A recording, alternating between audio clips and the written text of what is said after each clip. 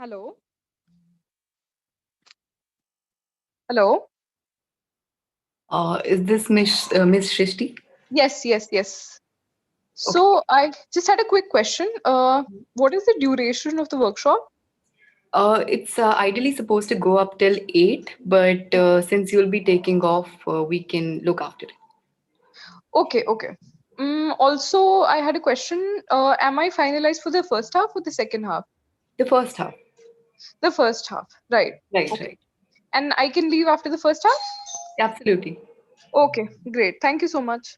Thank you. Okay.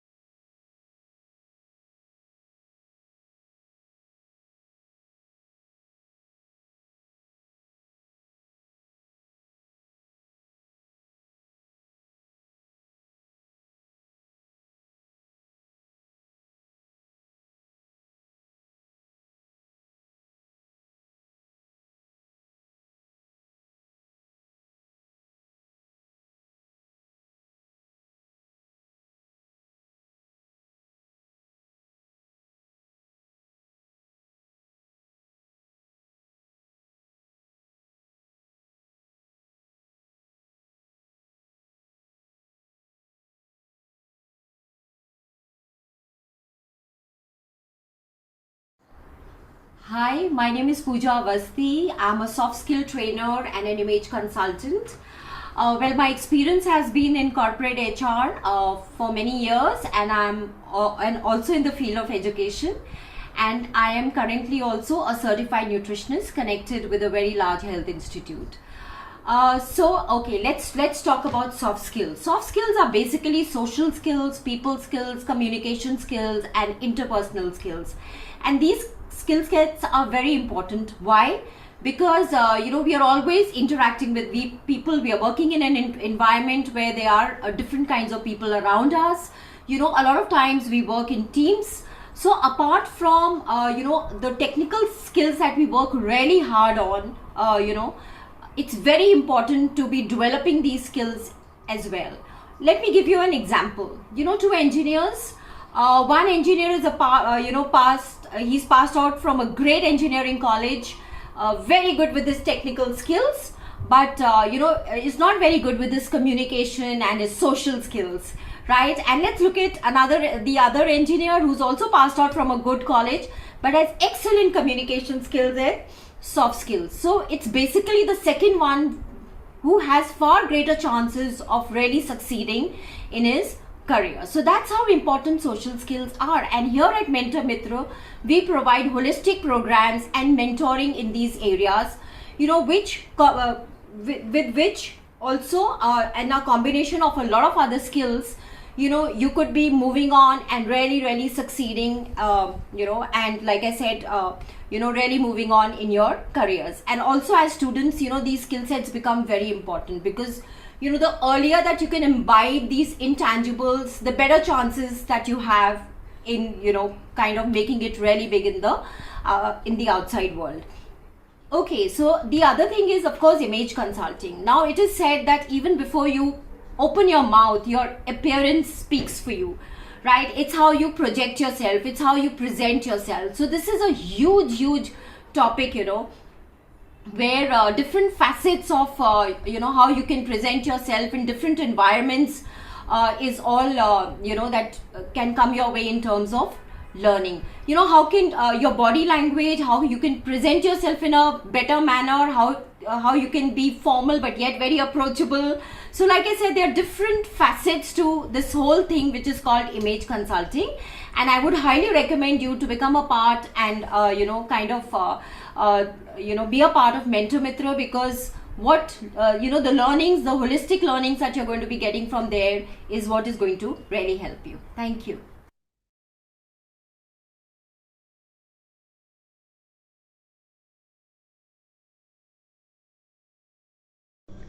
Hi, good evening, and my name is Uday Nadiwade, and I'm an engineer by qualification. I did my engineering in mechanical engineering from NIT Allahabad in 1990, and after that I did my MBA from XLRI Jamshedpur. And over the years, I worked with companies like Tata Motors, General Electric, and a couple of years back, I started my own business. I'm an entrepreneur today. I run my own company, BFATCH Forex Private Limited, and here we manufacture a very innovative, low-cost hard water softener, as well as some innovative products in the space of water. I'm very glad to work with MentorMitr as a mentor, and this is purely something that I would suggest everybody, that people who are in the school, people who are in the college, children who are in the college, I would strongly recommend them that they should be using mentors, people who have experience in that field, and take their suggestions and views so that they don't commit the same mistakes. So I strongly recommend everybody should access or take help of mentors, and I think MentorMitr is a great platform for that. And I just want to, as an entrepreneur and as a person who has worked in different areas in job career, also in corporate life also, I want to share that on a small subject on stress management. And we face stress throughout our life, whether it is school, college, or even in job or in business. I want to give you a couple of tips on how to manage stress. One tip is do yoga, meditation. So I have been doing yoga, meditation for, I don't know, for last 10, 15, 20 years. It has been a part of my life. I do it for maybe like 20 minutes a day, every day in the morning. It's a habit now. Probably I can't live without meditation. So I just relax my mind and body right in the morning for around 15-20 minutes. So all my body is relaxed, mind is relaxed. After that, the second thing I also do is I play tennis. It's not necessary everyone should play tennis, but you should have a hobby where you can really relax. So I get relaxed when I play tennis. So that's one thing I do. It second thing I do in the morning is play tennis for maybe like 45 minutes to 1 hour every day. So play or listen to music or anything that really relaxes you. Anytime during the day is fine. Morning or late evening is all okay, but your mind needs to be relaxed. That's the second tip. The third tip: be calm. Be absolutely calm. Don't get unnecessary excited about things. Don't let your emotions spoil your day. Emotions spoil yourself. Be calm in all the decisions that you have to take. Fourth tip that I want to give is don't fret if you do not get results. If you are in college, you are expecting high-fi numbers, or you are expecting a rank, you don't get it, don't really fret about it. It's okay not to be first in the class. Just try to do the best you are, and I think that should be really useful in terms of managing your stress. The fifth thing is, I would really strongly suggest compete with yourself and not with others. If you compete with others, you'll really get stressed. So compete with yourself and you'll enjoy it. These are my 5 quick tips on how to manage stress. And there are a lot of things you can always learn from mentors. I would strongly recommend all of you to get enrolled on MentorMitr and choose a mentor of your area or field, and they will really help you guide and take it forward, and take you do hand holding for you and take you forward in your career. All the best and enjoy being on MentorMitr.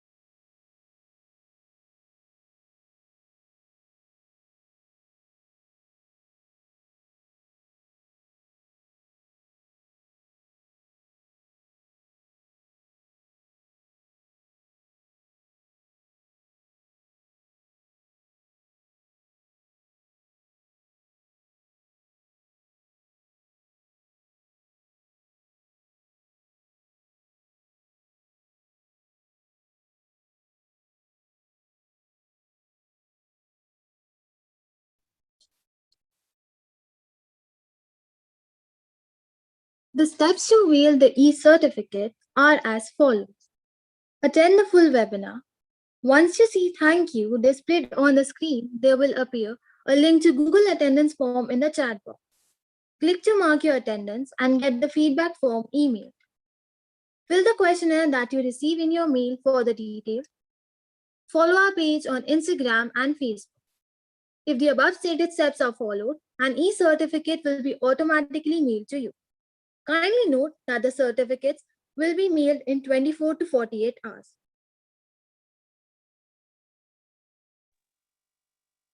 MentorMitr is a mentoring organization.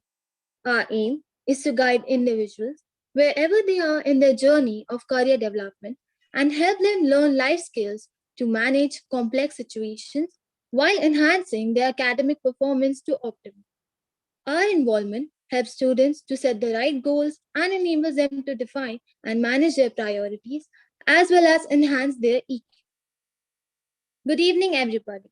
Welcome to today's session on emotional intelligence, how of enhancing yours. The session will be led by established professionals, Ms. Srishti Asthana and Ms. Swati Sarab.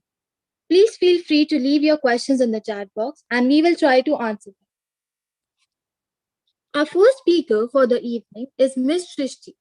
Ms. Srishti Asna is a psychologist and mental health advocate. She has a rich experience in convicted transformational workshops and training programs in some of the leading organizations like Tata Power, NTPC, NSPCL. She has an active presence on social media on which she creates awareness on mental health issues.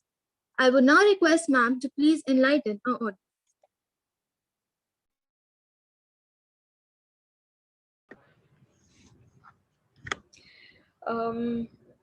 Hi, thank you. I welcome everyone who is in the participants, and thank you MentorMitr for having me for this session today.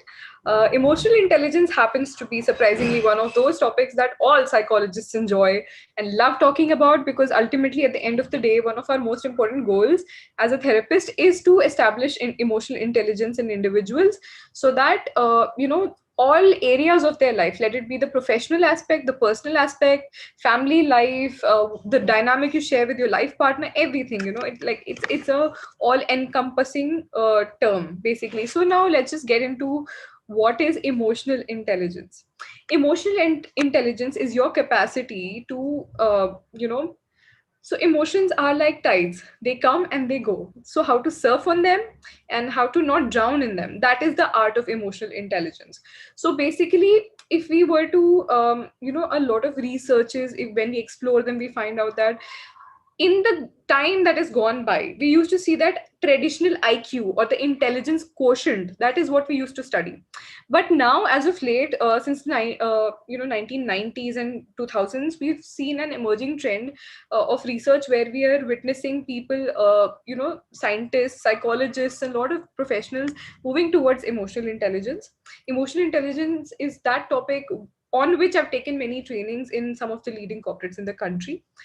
And companies are investing on this topic. And the fact that we are discussing this at a formative stage of your careers, it's a very brilliant concept. And it's not just the college phase where individuals benefit from it. It is something that it should be instilled in students who are school going, and it should be a part of the family environment, so that you can soak it in and you can become the best version of yourself.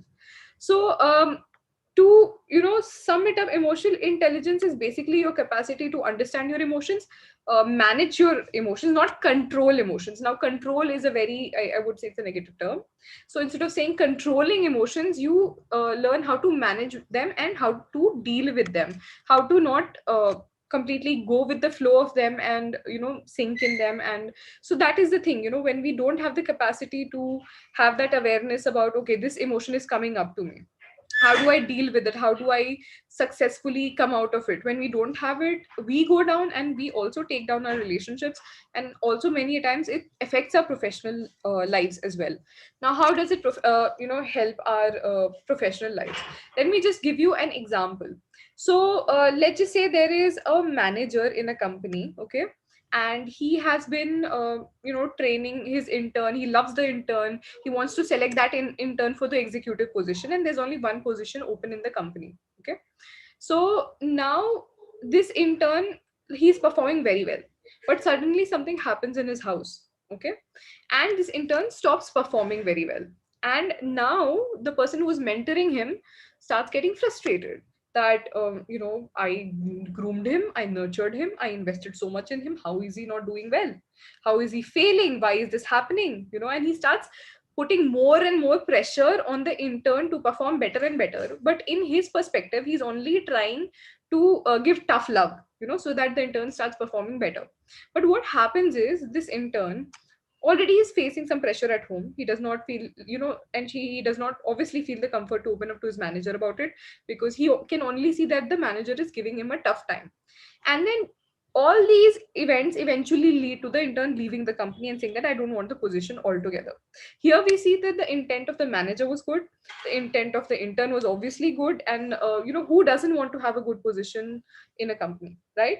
But that lack of communication there, the lack on the manager's part, where he could not connect with the intern on a deeper emotional level, where he could not understand that the individual is going through distress or is going through something in his life that is affecting his day-to-day level of functioning, his lack of that observation, and taking up more, okay, the traditional ways of leadership and management was a more pressure based thing that we saw. But now it's gradually companies are actually studying employee the employee welfare, how the employees can basically have a good mindset, how to how outcome the productivity is enhanced if the employee is able to connect with the manager and is able to connect with the organization.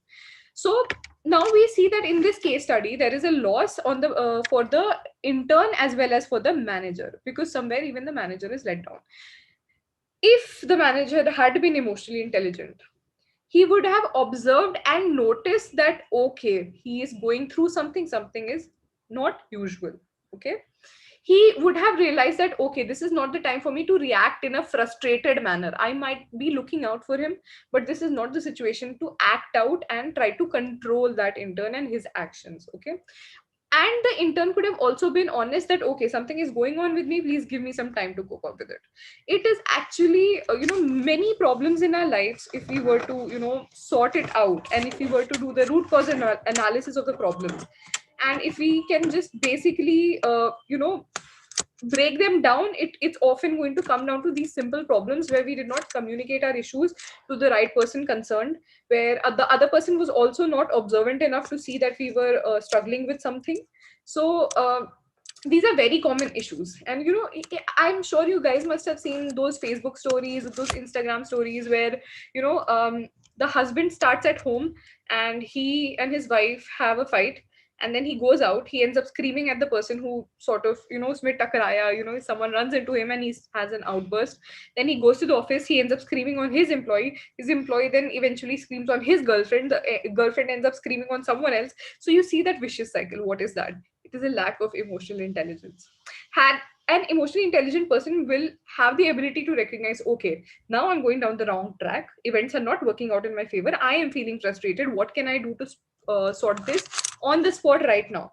An emotionally intelligent person would, the first person who started the chain reaction of all these unfortunate events, he could have had a straight up dialogue with his wife and tried to sort it on the spot, on the point. So he could have saved the day of so many people from going wrong. But unfortunately there is a lack of emotional intelligence, and the culture somewhere it has favored traditional IQ. Like traditional IQ is more the I think it's more of logical thinking, it's reasoning. Those of you who are preparing for competitive exams probably know that you have this section of logical reasoning and all these things. So traditional IQ is more of decoding patterns and visuospatial intelligence and all of these things that come about in it. Emotional intelligence and EQ, emotional quotient, is also very, very important. In today's time, we are we already have a lot of brilliant questionnaires and tests where we test out the emotional intelligence of people. And these tests are helping us in highlighting and understanding the unique strengths and the unique weaknesses of the individual. And they are allowing us to be better therapists, they are allowing us to be better guides for individuals who are working in corporates or in companies. And we are also training a lot of managers, a lot of senior members. And I've had the opportunity to meet a lot of leaders of various organizations. I see them carrying around books like Emotional Intelligence by Daniel Goleman. I have seen them carrying around a lot of brilliant books that are written on the subject. And they're trying to study it and understand it, although they have a lot of knowledge. And I do feel that a fair degree of emotional intelligence is required to reach a certain place in life. So they already have it, but they're investing their precious time on understanding this concept. So it is brilliant that we are witnessing this change where younger and younger people are beginning to go into this. So now we come to the next bit of it. So emotional intelligence, if we were to break it down, it comes to self-awareness and social awareness. It is two things. So it is basically four things actually. It also comes down to your ability to sort of regulate yourself in a social scenario, and your ability to sort of help others in regulating their own emotions, also being aware. So self-awareness, what is self-awareness? Now you guys must have read so many quotations. If you were to study if you were to read upon the life stories, the autobiographies of great people like APJ Abdul Kalam, or any great leader who was loved, who was a people's person, who is still remembered long after they're left, they're all people who've had a very strong self-awareness. You see them, like APJ Abdul Kalam, he was, I think he was a mentor to a lot of people throughout the country and even internationally. And he's had long phases of contemplation, just contemplation, reflecting upon his life, trying to understand where is he going, what has he done so far, and having that kind of an explorative mindset, constantly looking upon his emotions, looking upon his achievements, looking upon just the trajectory of his life. So that is self-awareness, your ability to be with yourself, to live with yourself, to sit down with yourself, identify that, okay, I'm strong here, I'm weak here, or I'm doing well here in this aspect, or I'm failing at this aspect, and accepting to yourself that, okay, if I am failing here, I have to sort of do my own SWOT analysis, strength, weaknesses, opportunities, threats, and then go ahead to figuring out how to resolve these challenges that I'm facing that are unique to myself. And that is self-awareness. So a self-aware individual ends chains of a lot of disastrous emotions in the society at a large. These are the people who are not offended easily. So for example, let me just give you a small example here. For self-awareness, I would like to say that an individual who is put in a context, okay, if he's surrounded by a lot of negative people, is he's put in an environment where he's really critiqued, so in that environment, when people say things to him that you're this, you're that, you're XYZ, you are not a good human being, that person will have the capacity to separate his own self-image, the way he looks at himself, versus what the people are saying. He understands that what people say is not a reflection of him, but it's a reflection of them and their own individual experiences, their own lifetimes. So that is a self-aware person for you. And I believe that all of us should foster self-awareness for the betterment of society at large. What is social awareness? So social awareness is the next bit of emotional intelligence. It's basically your capacity, again, going back to the revisiting the first case study that I discussed. It's that manager who couldn't identify that something is wrong with the intern. He couldn't ask, what's wrong, how can I help you? So it was as simple as that. So a socially aware person is the one, like, for example, once I was traveling by the metro, I take notice of my, sometimes I don't take notice of my environment when I feel like I need some contemplation, and other times I do tend to notice the other people and their body language. And I noticed this individual who was looking very distressed, and this person looked like she was going to have a complete meltdown. And I just approached her and I asked, "Are you okay?" And you would think that is creepy. I know, I understand that some of you would feel that way, but this person almost had a breakdown. This person started crying to a stranger. Now you can imagine the degree of issues she must be facing, the mental health of this person, how vulnerable and fragile she was at that moment. And she ended up opening up to me and talking to me. Okay, that this is going on. Please never, disclose my name. Okay, I would certainly not disclose the name. I'm not in touch with this person. I just told her that let's just remain strangers. Let's just not try to be friends because you found that comfort in opening up to me. So a socially aware person will have the capacity to notice who's under distress and how can they be helped. They'll be able to offer and extend that hand, that okay, if you are in a mess, if you are in a pickle, let me help you out. Let me at least be a good listener. So social awareness, I think the one of the most important skill sets in social awareness is your capacity to listen. It's the capacity to be a good listener. So why listening, you guys might think that, okay, why is she talking about listening? It's so basic. If you were to reflect, and if you were to honestly sit down the closest people in your lives, and you were going to ask them, do you think I'm a good listener? For the majority, I think the answer will be like 50-50. You're okay, not that great.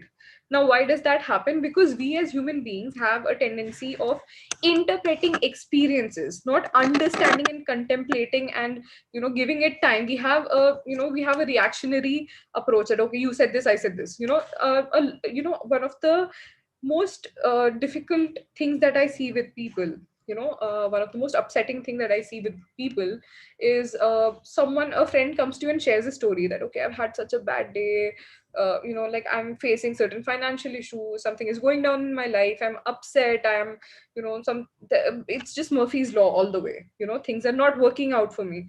And the other person midway says ki, what have you seen? I've had the real problems in my life, I am the real survivor. If I can get over that, you can get over that. Now see, that is not listening, and that is not empathizing. Empathy is another key. If you're an empathetic individual, you'll automatically be a good listener. Otherwise, you're not a good listener. And another marker is, because today everyone's a multitasker. They're also texting someone, listening to someone, ordering in food. So I think the art of just sitting down and having a conversation is something that is lost, and that is taking a huge toll on us human beings, because we are social animals. We need validation. Validation becomes the third important thing. Listening skills, empathy, and then validation. Your capacity to validate other people's experiences beyond your own experiences. So basically, no matter what your own experiences have been, you're able to separate that. When I am okay, like for example, us therapists, we're taught to empathize, not sympathize. We can't be like, oh, you've suffered so much, who are you? You don't do that. You try to put yourself in the person's shoes and look at their life through their eyes. For example, me as a human being, I might have a value system that, okay, my partner is not that important to me. Like my career, I'm a career oriented person. This is just a hypothetical example, you guys. So hypothetically speaking, okay, the partner is not important, and a friend comes to me and starts crying, oh, my partner is giving me a difficult time, and this person is really eating my head, and I feel like crying, I feel so much anxiety. And I am like, stop crying, get a job. So now that is not an empathetic response. I will drop who I am for that minute when I'm listening to the other person. uh, in therapy, this is what separates therapists from a common person, because we're trained in listening. So when we sit on that chair as a therapist, we are no longer Srishti, we are no longer XYZ therapist person. We are a blank slate, we are a clean mirror, or for where you get to reflect. And I think everyone should be a therapist, like not professionally, but everyone should have therapeutic skills, because mental health illnesses are on the rise. And if we were to uh, break it down, if each of us takes responsibility to be a better person, to provide the right validation to people, to be more supportive of other people in the language that the other person understands, if we're able to achieve just this much, maybe the statistics of rising depression and anxiety might go down. So for the society at large, when you're listening to someone, please drop your own individual identity and your own individual experiences. Please be a blank mirror and an empty slate for people, and reflect to them, validate them, listen to them. Never compare sufferings. These all these things become a part of social awareness. So it's very essential, and it is very important part of emotional intelligence. And to be honest, like if you were to pay attention to the people to whom everyone goes to for advice, for solution, for talking to about difficult things in life, that person is actually very emotionally intelligent. They are good listeners, they are intuitive, they are understanding, they are nurturing, they are supportive, and they have all these qualities. And these qualities make them separate from the crowd, they make them different from the crowd. So these things become extremely important and extremely valid, valid in today's context and scenario, when we already feel, again, this is one thing that I bring up in all of my seminars, workshops, and webinars, because I feel it is important. uh, in older times there was a system of joint family where 50, 100,000, not 1,000, okay, probably 50, 100 people used to live together. And if you didn't connect with 90 people, you at least connected with 10 people. You had 10 people to go to at the end of the day. you know your life was filled with so many people, so many meaningful relationships, that all the ups and downs in life, you were able to triumph over it, you were able to surpass it in a more healthier manner. In today's time, we feel separate from our families. There are family issues, there are parental issues. We feel disconnected from our family, then we try to seek a family outside our own family of origin, our biological family. We try to find friends beyond our biological family, and you know and unfortunately patterns repeat. That is the reality of life. Whatever pattern you see with your parents, whatever patterns you see at home, you might end up seeing that same pattern in your friends. Or the same things will irk you. Like, for example, if you have a parent who's very dominating, when you, like, slowly, if you were to notice the problematic patterns in your friendships and your relationships, you'll see that your partner is dominating, or you're attracting dominating people in your life because somewhere something is not healed. That self-awareness is not there, that okay, I'm carrying this pain from my childhood, or I'm carrying this pain from my family patterns. So I think I've gone a little too deep, perhaps, but that is just to build that sort of self-awareness and try to show you how one ultimately develops self-awareness and social awareness. So only a self-aware person can become socially aware. Why is that so? Till you don't identify your own emotions, you will never be able to identify the other emotions. There's a very common coping mechanism called projection. What is projection? It is basically like, whatever is wrong with me, I see out in the world. They say ki, uh, a good person is more likely to be fooled because they trust everyone. Or someone who has a mindset of consumption, like, let me make best use of this person, they will always think that everyone is out to use them. So there's this story from childhood, I don't know if you guys remember or not. There was this dog who was stuck in this mirror room where there were like mirrors reflecting back to him. So when he started growling, thousands of dogs started growling back at him. When he sat down and calm and he was okay, then all the dogs sat down silently. That is basically how the world works. How your worldview is, how you look at things, and how you look at people, how you look at relationships, how you look at dynamics, that will be exactly what you find out in the world. And now if you say that no, the world has been unfair to me, you need more self-awareness, you need more self-work. And trust me, I know it is not easy. I know self-awareness comes with a lot of pain. You're always, individuals who are self-aware, they can feel each emotion flicking within them. They can sense everything, they can sense emotions, their own emotions, and then eventually this also start sensing other people's emotions. So when we hear the word empath a lot, what are empaths? They're just highly emotionally intelligent people, I feel. you know so that is what emotional intelligence is, that is what self-awareness is, that is what social awareness is. And then we come to self-regulation, tips and tricks, mindfulness, etc. So now what do we do with all these abstract concepts? I hope it made sense and it was like crisp and precise, and you could get some concluding points from everything that I discussed so far. Self-regulation is your ability to regulate your emotions. They say control your emotions. I don't agree with the terminology. To again surf on the tides of emotions, basically. So we see a lot of individuals struggling with the with emotions, with there are some people who are running away from emotions, there are some people who have dived too deep and don't know how to come out there, and we are seeing a lot of people running away from emotions, and then those emotions store in your body, and eventually it comes out as some sort of a illness. It comes out also, it is correlated with physiological issues somewhere. If you're not dealing with your emotions, you're not accepting with the emotional experiences of your life, it will ultimately culminate to lifestyle disease like diabetes, like blood pressure related issues.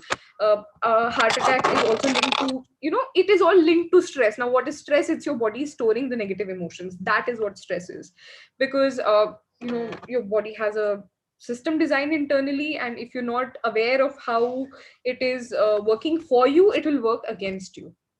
So develop that self awareness. You will become better at regulating your own emotions somewhere or the other, and you will start taking things way less personally. No matter where you go, what happens, you won't take things personally at all when once you are self aware and you're in touch with your core values and your core emotions. Another way of, I think, self regulation, I think, is identifying your core values as well, because okay, like for example, for me, uh, when I say me, it's not me, the person, is just me giving an example, hypothetically speaking.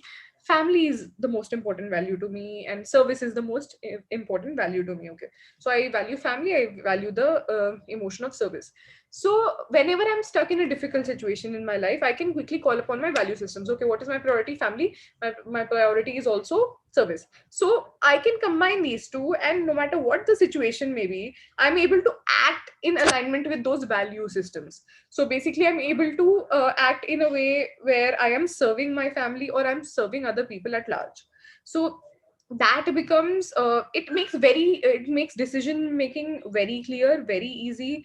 It simplifies life, and it is just something that you should do. Sit down with yourself, think about what is most important to me in my life. Is it doing social work? Is it service? Is it making peace in the world, or is it being an artist, or just identifying your okay, these are your values are also the certain beliefs you hold about yourself. So for self, now this is again, I am the kind of a psychologist who believes in root cause analysis. So I will not be the superficial tips of any superficial tip. I don't think I can promote it. I would say go really deep, dive really deep, like delayer all the years you've existed as a human being. Go over the most painful experiences. Ask yourself whether I have successfully resolved it or not. If you've not successfully resolved over it, it will pile up and it will blast one day. That is what happens with people. That is what emotional breakdowns are. So evaluate your values, evaluate your belief systems, check your worldview as well. How you look at the world and what are the experiences reflecting back to you. And then we also obviously come back to the basic physiological strength. So your brain is wired in a certain way. You need the right amount of dopamine, you need the right amount of serotonin, these neuro chemicals in your brain. You need to balance them out, and you need certain activities in your life to keep that sense of emotional balance. So exercise, then meditation.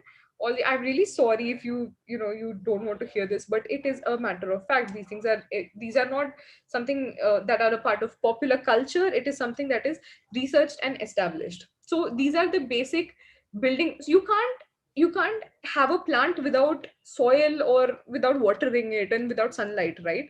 So we are cut off from what is water to us, what is soil to us, and what is sunlight to us, because of the lifestyle that we have. So having a very proper lifestyle. Apart from that, if your sleep wake cycle is not proper, somewhere your emotions tend to suffer. You are more susceptible to stress, you're more susceptible to negative emotions if you are not getting the right amount of sleep. So that becomes very important. Your sleep wake cycle and just that healthy approach to it becomes very, very important. Apart from that, I've also mentioned mindfulness. Now, what is mindfulness? So you guys can also check it out. There are these guided vipassana. I don't know how the exact pronunciation of it. It is Vipassana is actually a very beautiful experience, which I'm yet to experience, to be honest, but I am thinking about it. It is where for 11 days you don't talk to anyone. Your phone is taken from you, your device is taken from you, you're away from family, you're in a meditation center and you meditate like 10 hours, 12 hours a day. And in the course of these 11-12 days, you're not allowed to make even eye contact with other people. So it is a very intense experience. So to experience like a shortened version of it, you can actually look it up on YouTube, and there is there are guided vipassana meditations for 1 hour, for 15 minutes, for 20 minutes. And what actually happens is mindfulness meditations, vipassana is, I think it's not directly correlated to mindfulness, but it reminded me of that, so I just thought I'll give you that suggestion. So, mindfulness meditation is basically being completely self aware, being in touch with your body and staying grounded in your body. It is being able to regulate your breathing pattern. The moment you're stressed, your muscles start feeling tight. Your breathing gets restricted. You need more oxygen. When you're stressed out. So mindfulness is just breathing deeply, connecting back with your senses, gaining a control of your senses, and just focusing on on the environment and the stimulus, and reconnecting and grounding in your body. So mindfulness based practices are highly evidence based methods of relief from even anxiety, and even for managing and handling your emotions, because emotions are fragile and they're fickle. It is they are associated with the monkey mind. And what does the monkey mind do? It's a loop between past, present, and future. You're sitting in your classroom, and then you start thinking, okay, oh my god, look at that girl, she reminds me of my ex. And I'm just giving you a hypothetical example again, because I assume there's a lot of young audience here. And then you start going back to 3 4 5 years down the years ago, where you dated this person, and you start feeling horrible again. So now that is anti mindfulness. Why do you allow your thoughts to flow till that degree? Or even if your thoughts have flown to that degree, why to have such a strong emotional response to it? Meditation and mindfulness eventually help you breaking that link of your thoughts and your strong emotional response. If you're a master meditator, you will be able to, I mean, I'm not saying you'll stop having emotions. No one can do that. Humanly impossible, but you will stop having emotions. You will stop having emotions that feel out of your control. So these were just the basic guidelines, and I hope I could explain well. I think that is all from my part. On to the next speaker. Thank you so much. Thank you, ma'am, for sharing your knowledge with us. Surely everyone listening is now more informed on what emotional intelligence is and what self-regulation practices they can follow. Now, MentorMitr's co-founder, Ms. Riddhi Sharma, would like to share about our app with you all. Thank you so much, Kritika, and good evening, everybody. Thank you for joining us today. And a huge thanks to our eminent speakers, Ms. Shrishti and Ms. Swati. So we're delighted today to inform you that MentorMitr is offering a 7-day free trial on the Android app for the first 1,000 users. And through our app, you can work on optimizing your overall performance, while you also set the right goals with our mentors and follow a course in order to enhance your emotional quotient. So you can also refine and gain the relevant skills for the 21st century. So all these particular facets, they pertain to the focus areas that Mentor Mitra objectively works on. And that includes goal setting, time management, priority management. Then there is EQ enhancement, soft skills development, along with stress regulation. So can we go back to the previous slide? The one before. Okay.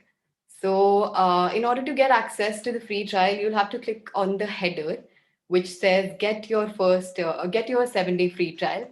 And then there'll be an option of yes that appears. So you'll have to click on it and your trial will consequently start. So, accordingly, you'll get access to our templates, which includes the questionnaire, then tracks and options templates, sports track, college track, along with templates on priorities, goals and affirmations, activities, and weekly templates for the timetable. However, I'd like to bring to your notice that the session feedback and the session scheduling templates with the mentors will not be available in the free trial. And in order to get access to the same, you'll have to purchase a program which is relevant to your needs as well as to your age category. And so that can be facilitated accordingly. And the chatbot and the customer support options are available in the free trial. So you can definitely get access to those along with the sections of grades and time tracker, which includes the grades progress and the weekly stats templates. So can we move on to the next slide? Yeah. So this is our landing page. You can check it out. Here's the link. And here you can get an overview of the app. You can get to know the nitty-gritty details that I've just briefly mentioned. Next slide. Can we move on to the next slide? Yeah. Okay. So this is the QR code, and here's the Google Play link that you can access to download our app, which is free of cost. And next slide. All right. So I'd like to again bring to your notice that the app is available only on Play Store, as I mentioned earlier, which means it can be downloaded on the phones, uh, on your Android devices only. And the iOS version will be available very soon. The download is free of cost, and the app is available in India, Philippines, China, Bangladesh, Indonesia, Italy, Malaysia, Nepal, Russia, Spain, and Thailand. And it will be launched in other countries very soon. So you can download our app in these respective regions. And in case you happen to have any queries, any suggestions, feedback, or anything that you wish to convey to us, feel free to drop a mail on the following email IDs: contact@mentormitra.com or connect@mentormitra.com. And you can also reach out to us on our social media handles. And before I take off, I'd like Kritika to play the video of the app once.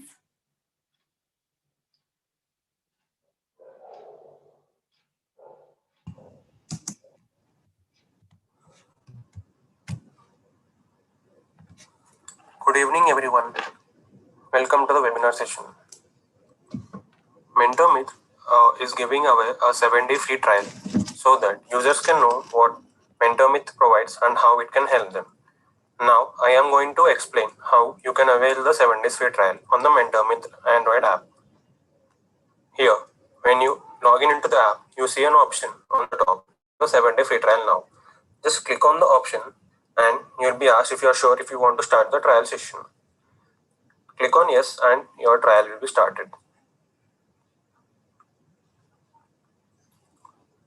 So as a trial user, you will be able to access all the templates like questionnaire, tracks and options, sports track, college track, priorities, goals and affirmations, activities, weekly timetable, and session feedback and session scheduling are blocked for the 7 days free trial. So if you want to avail session scheduling, you have to enroll into one of our programs. Chatbot and customer support are available in the 7 days free trial. You can also track your grades and track your time tracker, and you can get the weekly reports in the 7 days free trial. You can get your grades progress.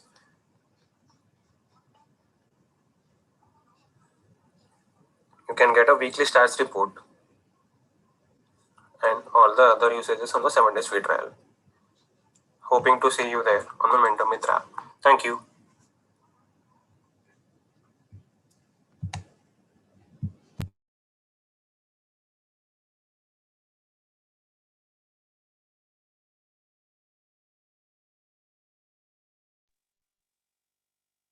Our second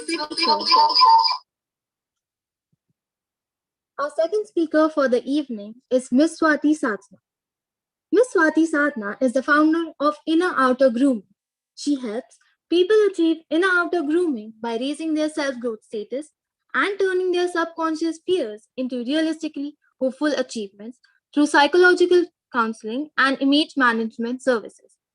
Before reaching her dream designation as founder, she cultivated enriching experiences in various workplaces as a school counselor, life skill trainer, college counselor, and as an author, published her book in 2019 by the name of Parenting Makeover by Swati Satna, which is available widely across India on Amazon, Flipkart, ShopClues, and Blue Rose Publisher Private Limited. I would now request ma'am to please enlighten our audience.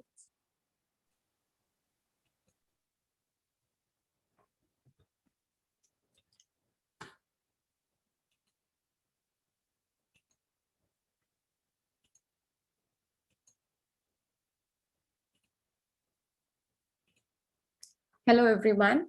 Good evening to each one of you. I'm Swati Sadana, and thank you, MentorMitr, for inviting me on this platform. It is the first time I'm going to speak about the subconscious fears, how to terminate it, exactly how to bring your subconscious fears to this particular platform, that you start realizing them with not just the awareness, but the acceptance and converting the both in action. So today's workshop, this webinar, is definitely conducted for emotional intelligence. And I'm really glad that Shrishti, the co-speaker who just spoke about emotional intelligence, set a right ground, I would say an appropriate ground, to bring awareness what exactly emotional intelligence is all about. But I would like to now expand the understanding of basic introduction of emotional intelligence by giving you the reality check, let's say, or let's say the reality of our human existence that we are exactly. So I would request, just give me a second. Yes. So how the self-identity is formed. So now, like the words, the statement says that whatever is rejected from the self appears in the world as an event. This has been said by Carl Gustav Jung, the person I completely connect to as a fellow psychologist. Also, I connect on the spectrum of, just a second, on the spectrum of forming that identity which is closer to our real self. So just to give a very nutshell clarity, because I'm not going to go deep into it, because it is almost like performing a heart surgery, and doing it in this 20 minutes is not at all possible. So I'll just give a very brief introduction about what exactly self-identity is all about. So when I say self-identity, these are two elements. That first is self, and the other is identity. What is self and how you start identifying yourself as a self-identity is the whole matter of concern, which every day, today people say that who are we, what are we here to do, what exactly we want to do. And there and then comes the question that what exactly formed at first place, what exactly created self. So to give you in very nutshell clarity, there are three things that actually make up yourself, and that's how you start identifying yourself with what you are. But exactly are you that or not, we'll consider it afterwards. So first thing is everything that has been told to you by people, that means the moment you were being conceived by your mother in womb, you start receiving every information. Okay, we'll not get into detail, like I said. So just understand that your energy field, the कहते हैं, I don't know, we have multidisciplinary as well as there are many people from different countries. I'm not aware whether they're aware of the fact or not, or they have heard or not, but it is widely said across all the energy meridians that when the child is being conceived, the child starts hearing, listening, and understanding the vibe of the mother as well as the environment around.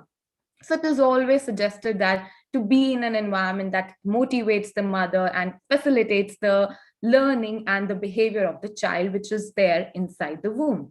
So why it is said? Because energy psychology, I always say that energy meridians, but energy psychology also speaks about the same formula, which is the part of our human existence, which we call as 7 chakras, which are of Vibgyor color, right?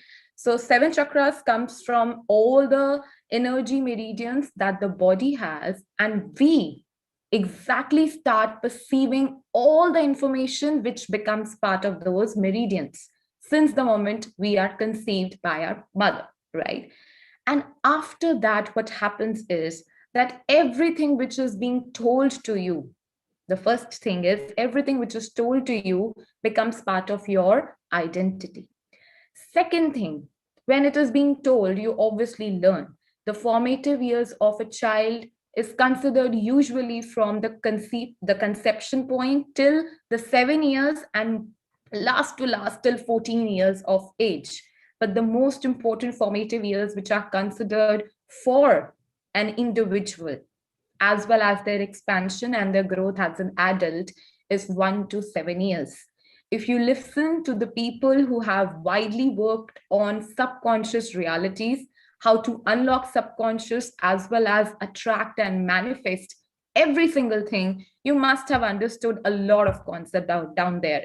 Law of attraction is one of the most widely famous thing which has come lately, but I will not get into it because it is a lot more than what you seem to see as well as hear. But let's just say that everything that has been observed by all the sense organs, as well as what you observe, right? What you sense, as well as what you observe in these formative years becomes crucial part of your identity. Second thing, after those formative years, when you start performing with that framework, the perceptual framework, it starts becoming your experience. So you start learning from those experiences, which becomes part of your conscious mind, which is only 10%. Third, when you start putting all the information together along with that information which we are born with. So people, you must have seen a lot of people saying, become clean slate, do this, do that, child is not a clean slate. There is another frame of psychological theory which talks about that nobody is born with clean slate. So when it is said, I always am in agreement of it, because we are souls, whether you believe in soul, whether you believe in energy or whatsoever our existence is from, we are born with certain genetic formulations. Let's just put it in scientific way. We are born with some genetic formulations which are part of our personality already. So when I say it is part of our personality, I term, as well as I won't take the credit of the master person who gave this term, collective unconscious. So Carl Jung said that that is termed as collective unconscious. And whatever we learn from our experiences, as well as what has been told to us, right, it becomes part of our consciousness. So if you can see this diagram, this is something, the life history. You can change your life with this particular diagram. I had been doing this in extensive one-on-one sessions, which I definitely was refraining to do today, which was my aim, not to do heart surgery today in this session, because this particular activity is one heck of a personality, I would say, transformation, because we have to do a shadow work. When I say shadow work, you can clearly see it is on the other half. The above half, where it is said outer world, you can see persona and ego. And in the other hemisphere, this particular side, you can see consciousness very clear. And what happens below this is what is the magical area. So I call it magical area because everything which is above in the outer world changes automatically. If you start becoming aware, you start accepting, and thereafter, with these two magical inputs, you start acting automatically. That is what happens with shadow work. But it is easy said than done. So I'm not going to say it is easy at all. No. But it is definitely not impossible because I have changed my own life.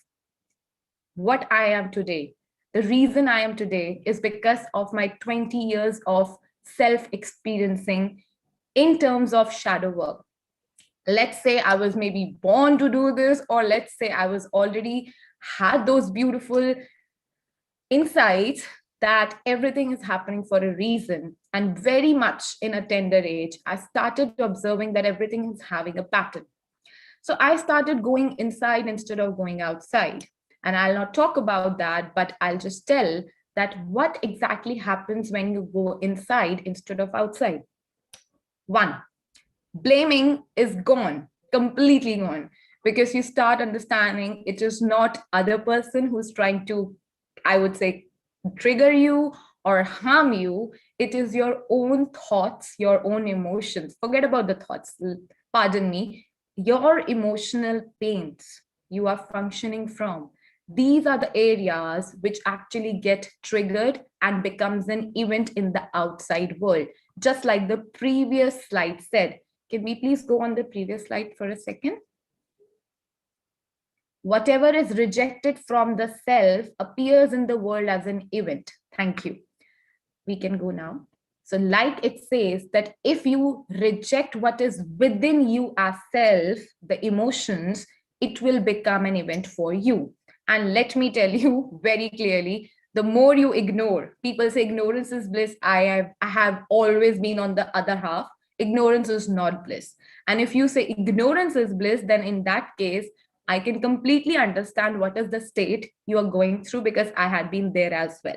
There was time I was not ready to accept my fears, but then and there, I knew the other side of me always told me that's the only way. So anyhow, I took that road, and I'm glad that I'm able to become only the light for the people, because they are doing the work, I'm not, because I don't want them to be dependent on me. They are the star themselves. So coming to the part of shadow, that's how we deal with the shadow, by accepting that emotions that are within us. And now people in this world say emotions ko samajh ke hame kya karna hai? What is needed? Why shall we even focus on emotion when what we have to do is all decide? We have to act, we have to work it out, we have to earn money. Okay, let's say we have endless logical areas we need to take care of. Fine. In upcoming slides, you will understand why I'm saying if you handle the emotion, you handle everything. So coming to the part of the aim of why self is very, very important, we'll now move to the next slide. Let's go to the next slide. Right. So when I say self, why self and what emotions can help you? Okay, so let's just go with this particular statement, which talks about exactly what Shrishti also said, that emotions are psychological states comprised of thoughts, feelings, physiological changes, expressive behavior, and inclinations to act. Simple shabdon mein, in very simple words, I'll just say emotions are what you truly are. And if you focus on that, nothing can stop you to lessen up this beautiful gap between real and ideal self. Real self is what you truly are. Ideal self is what you become because of those three beautiful things which I just told. First, what you exactly start getting told about. Second, what you experience and you learn out of it. And the third is the collective unconscious, the genetic frameworks. So in सबके आधार पे, in सबके based पे, on the basis of these three things, you become the ideal self, right? But what you truly are is somewhere here. And the magic to unreveal and decode this is to get into your emotional framework, which I say is the place, the storehouse of your body. And if you start focusing on that storehouse one by one, I'm not saying take the whole of it, just one by one, by doing the necessary homework, right? You will start gaining the three beautiful A's, which talks about how to address the emotions. Okay, let's go to the next slide. Right.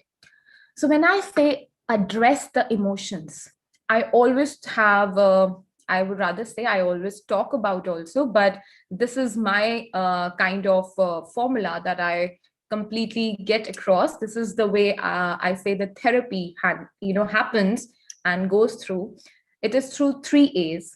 So first of all, the most important part is there would be so many clients and so many people, we all are of that area, where we have little awareness of our own self, our emotions, as well as the things that trigger us.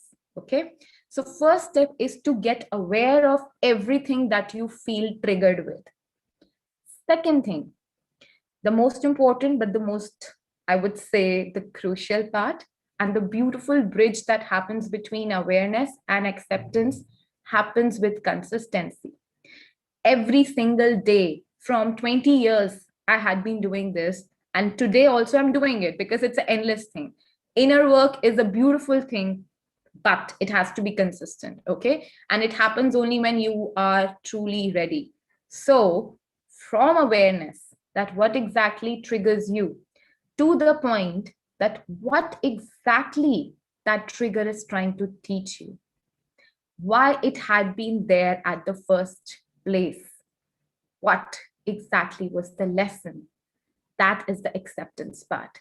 To address the emotions, you need to first start understanding the awareness, what exactly emotion is, then accepting it, and thereafter comes the action, how you respond to it, or you rather react to it. So reaction mostly happens when the first two formative parts are not there. You just act without addressing the whole these three things. When you address it, you become aware of the emotion by naming it. So like the PPT says that this is a list of emotion, right? For example, we usually say, I am feeling angry. So sometimes we need to rethink and refeel. I would rather not use think word because that will again bring your logical mind get activated. I would rather say start feeling, okay? Start feeling what exactly you are feeling. Are you feeling angry, or are you feeling irritated, or you're feeling frustrated? Whatever it is, first name it, okay? So when you name something what you're truly feeling, you allow your subconscious to help you guide what exactly you need to get it out of your system. Subconscious is like a reservoir, and if you find the answer, nothing like it, okay? So first of all, name the emotion, what exactly you're feeling. So for example, before coming to this webinar, okay, I personally was thinking that I really want to give something to the world right now in this 20 minutes, but I don't want to give them anything and everything which will open their heart. I don't want to perform surgery, like I said.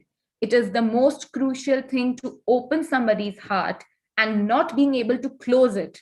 So I don't even want to open it at first place. So today's webinar was to give you clarity so that if and only if you're truly ready to become that powerful self, then only you enroll yourself here. And if not, it is completely okay. Someday you will be. And whenever you will be, of course, me and the other mentors would be there. But until unless you're not ready, please don't come, because then you will be only coming to receive an outcome, and exactly which is not possible. When you come for a therapy, for some life transformation journey, the beautiful part is the journey and everyday success. It's not one success, it is every day. So if you want that, that will happen only when you're truly ready.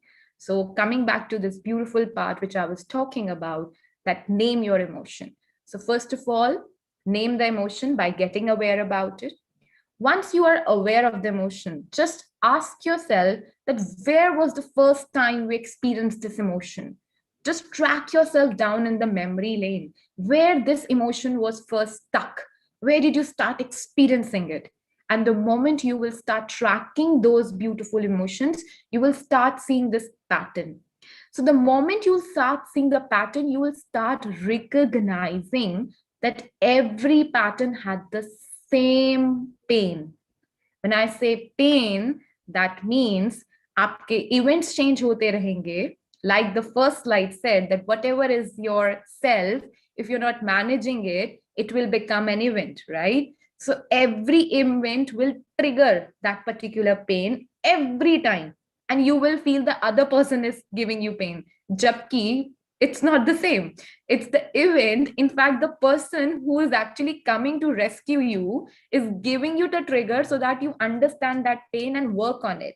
So I do call it personally gratefulness. I'm extremely grateful for every single person who has come in my life, because if they wouldn't have been there, I had been highly observant. Like I'm literally, like I say, biggest of the times that I have been told that how much do you observe? Are you crazy? No, I'm not crazy. I'm extremely observant since I was a child. That's what maybe I was born as also. So what I'm trying to say is becoming observant starts how? You start tracking your emotions. So like Shrishti said, you become this and everything. To become, you need tools. So that's what I'm giving you. First of all, start naming your emotion. That's how the first step is to track down your subconscious, okay? After naming, you start feeling that exactly what emotion, when did it occur the first time, then the second time, then the third time. You start tracking the pattern. And once you track the pattern, you will realize it is trying to teach you something. Now, that's the place I am going to pause now, because that's not something my place to answer. It is your place to realize. So I've given you this beautiful two-place journey. And once you'll realize the lesson, which is by introspecting what it was trying to teach you. And most of the times, I'll just give you a beautiful hint.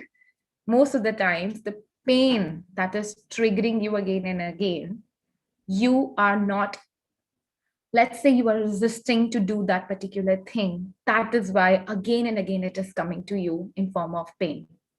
For example, okay, I'll just make it easier for you. Let's take this example of me only, that I always thought that, let's say, I have too many things, but I'm not able to track down which example to share. So I'll just share this one example, which has been given to me by my beautiful students when I worked in a school.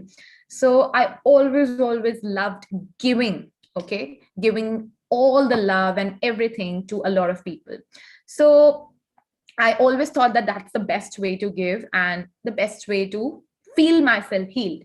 So in that case, I realized that why at first place I was giving, because I thought I don't deserve receiving. So I used to give it a lot, okay? But the day I started accepting that I had not been giving it to myself, that is why I was feeling somewhere empty as well. That's the day I started working. So everybody became a trigger for me. I started realizing my emotion. I tracked down the patterns, and thereafter I reached to my answer. So that's how pretty much it. I'll move to the next slide, which is the concluding slide. So finally, I had been talking about emotions, habits, imagination, your beliefs and value. So why I say it is important, because that is your reservoir, that's the magical place. If you're not focusing on your 90%, I'm so sorry, you will end up being somewhere frustrated in 10%. 10%, I call it as an outcome. The third thing which I talked about, triple AMA, the first is your awareness, the second is acceptance, the third is action, which is 10%. It automatically happens if you address these two. So address these three, you will have your own action, you will have your own life all sorted. But this is not that easy. So take step by step. Just to give you a little takeaway this time, start preparing a list which you like doing, okay? So start preparing a list where you write down all the things you truly like doing, okay? And the other is which you don't like doing. You will have a clarity that why. Then you start understanding why you don't like them and why you like them. That is how you start understanding your emotions, very basic way में. And that is how you start understanding your subconscious as well. So I really hope that this particular little crisp of the knowledge of subconscious brought some enlightenment to you. And if you really want any deep layering subconscious shadow work, please don't try to go and listen in a lot of things. It's not that easy to do. You need to take care of a lot of things, a lot of patterns, a lot of fears. So I really recommend that you contact a professional for the whole shadow work. And thank you so very much, MentorMitr. I hope I completed on right time. I guess it was 20 minutes only. So yeah, thank you so very much. Thank you so much, ma'am, for sharing such great information with all of us.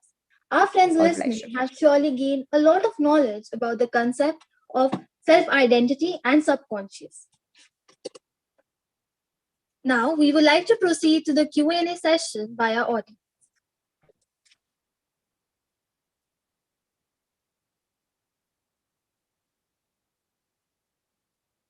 So we have received this question from multiple participants. How do you help someone with low emotional intelligence, especially those who grew up in a toxic environment? Ms. Fatima, would you please address this question? Sure. Just give me a second. I'll just spin my video. All right. So the question says that how shall we address our, can you please repeat it? How shall we address our low emotional intelligence if we are being brought up in a toxic environment, right? Yes, ma'am. So first of all, here only, I'll say, address the words, the terminology that you are using. We say toxic environment. In my words, I say, yes, it made you feel toxic, but the environment was not toxic. It was exactly what you needed to work on your toxicity, which you had somewhere within. I understand you will be like, this is not possible. That is why I refrain myself from ending up and giving some knowledge on these deep layers of fears, because we all had been there somewhere and sometime I also had been. So just to give you little clarity, and again saying that whatever happened in your life, I'm sorry that you had to experience it. But honestly speaking, if you start seeing a little deeper, the way I just shared, you might find a little light that it happened exactly to make you what you already are, but you never knew because the environment never told you. So I really would say that you're really high intelligent. Emotionally, we all humans are intelligent because we are the highest species in the species chart. Okay. So never ever think you are low on intelligence. Maybe you have not just accessed it. Just like I said, I might have been born with certain inclination towards working on emotional intelligence. But if I would not have had taken those actions to do it, I wouldn't have reached today here, transforming lives of people in deeper shadow work.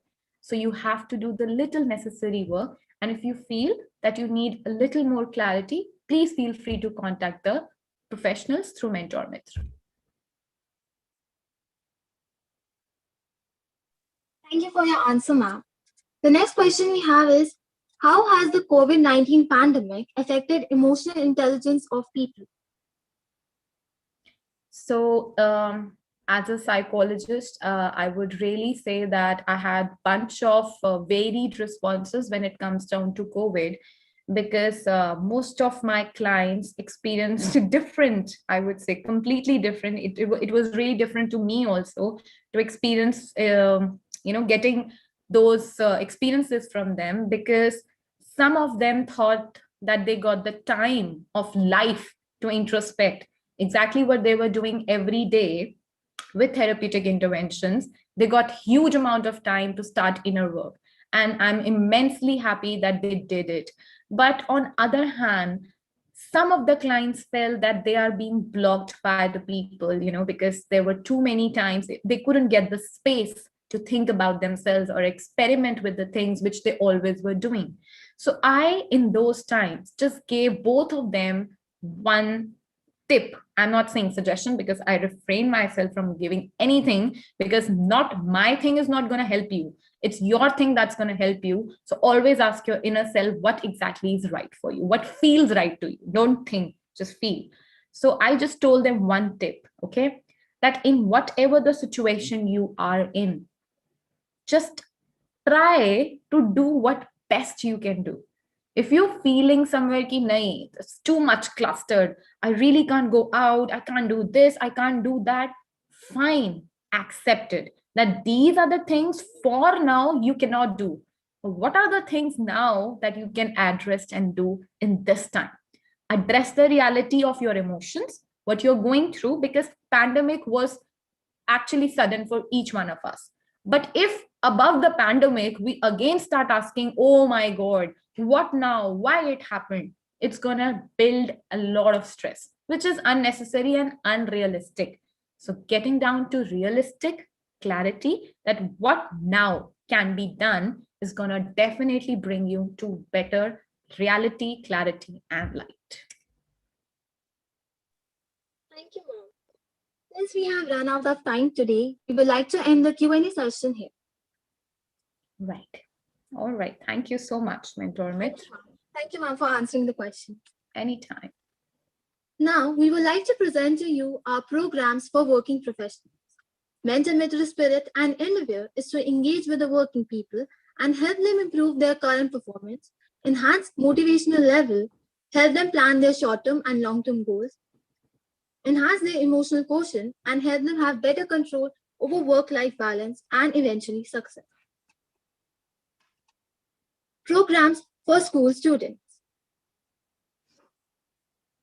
These programs are designed to ensure that all integral focus areas in a student's career development journey are met and also help them be successful in habit formation for optimization of their performance in the immediate future by scientific and continuous self-evaluation.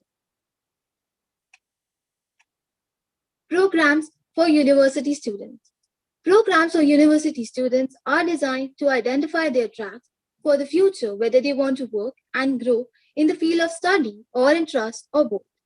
Our digital programs will help you make informed choices that are duly evaluated, know your options clearly, and optimize your efforts to achieve your long-term and short-term goals. You will get features like counseling session with our mentors, psychometric assessment, real-time periodic counseling sessions, trackers for time management, grades, career choices, etc., EQ grooming modules, SWOT analysis, 24/7 chatbot access, performance tracking reports, and free access to our webinar, videos, and blogs. Download our self-help app and avail all these amazing features. I would like to thank both our speakers as well as the audience for giving your time and support. Thank you for attending and engaging in today's session with us. Lastly, I would like to repeat the steps to avail the e-certificate. Attend the full webinar. Once you see "thank you" displayed on the screen, there will appear a link to Google attendance form in the chat box. Click to mark your attendance and get the feedback form email. Fill the questionnaire that you receive on your mail for the details. Follow our page on Instagram and Facebook. If the above stated steps are followed, an e-certificate will be automatically mailed to you.